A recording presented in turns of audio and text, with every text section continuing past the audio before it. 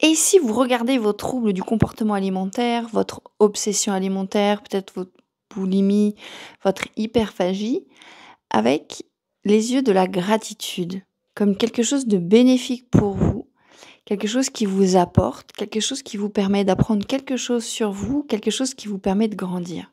Au début, moi, c'était vraiment impossible, hein. Pour ceux qui ne le savent pas, j'ai souffert de boulimie pendant 14 ans avec des crises vomitives et il m'a fallu un certain bout de temps avant d'arrêter de combattre ma boulimie, ma relation toxique avec la nourriture et de la voir comme quelque chose de bénéfique. Parce qu'en fait, c'est quelque chose qui m'a énormément apporté, qui a été bénéfique pour moi, qui m'a permis de développer certaines compétences, qui m'a permis d'avoir un regard particulier sur la vie.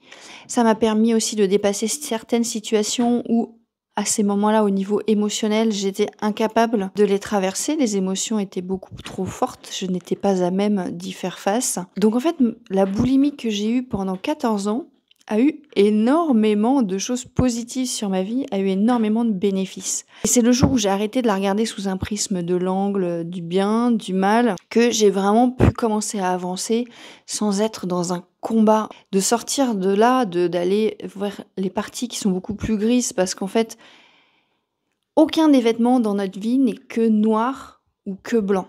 Il y a toujours des zones grises quelque part, même dans des événements très très difficiles, il peut y avoir de belles choses.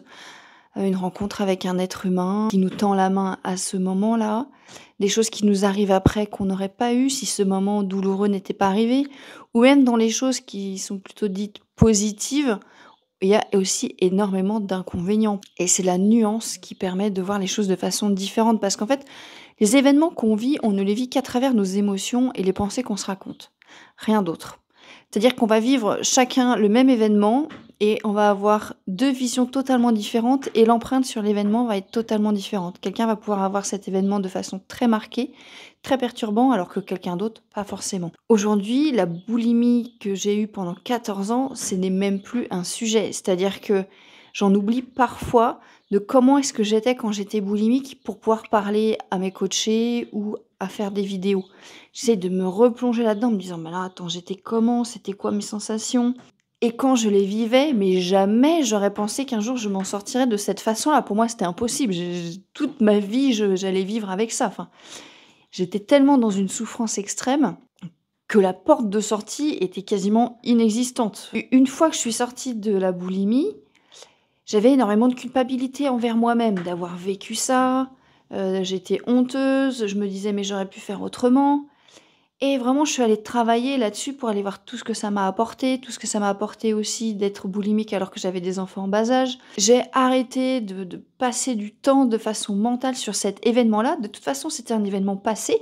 Je ne pouvais rien faire dessus et la culpabilité n'aide en rien. La culpabilité n'a jamais aidé en quoi que ce soit. Se poser des questions, se dire: «Comment je fais différemment? Comment j'avance?» Oui, ça aide, mais sinon ça n'a aucun intérêt.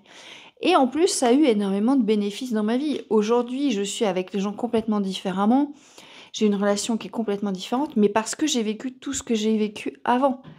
Et ça, si j'enlevais ça dans ma vie, je serais pas du tout la même personne que je suis aujourd'hui.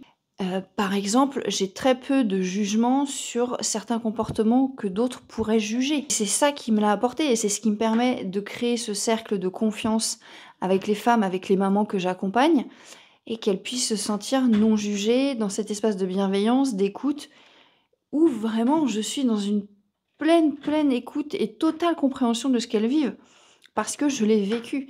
Et si je n'avais pas traversé ça, je ne pourrais pas faire le métier que je fais aujourd'hui, un métier que j'adore et qui me porte.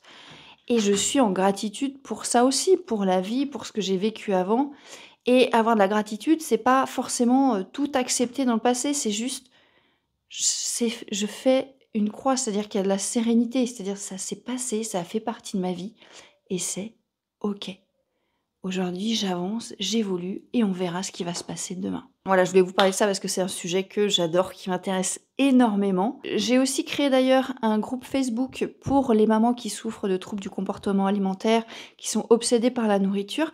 Je mets le lien en bio dans la description, hein, pour que vous puissiez nous partager vos problématiques, qu'on puisse s'entraider, que je puisse vous apporter aussi de l'aide. C'est totalement gratuit.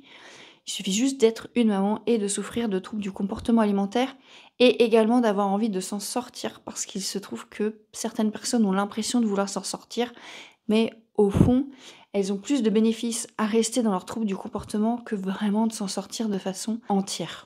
Ce n'est pas un jugement, hein, c'est comme ça et moi, il m'a fallu, 14 ans pour m'en sortir, je vous aurais dit avant quand j'avais pas d'enfant. Est-ce que j'avais une réelle volonté de m'en sortir? Honnêtement, je sais pas.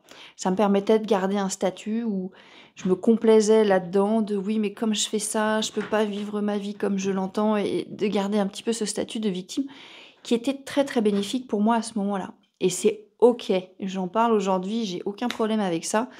Je l'ai vécu et aujourd'hui, ça m'a apporté énormément aussi. Donc, je le garde dans mon passé tel quel, sans aucune culpabilité. Et j'espère un jour que vous serez sur ce chemin-là.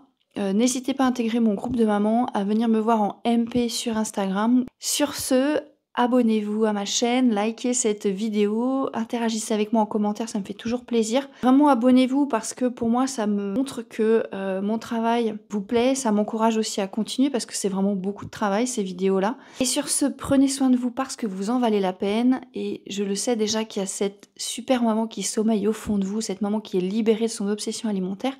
Il y a juste à aller la retrouver, ne lâchez rien.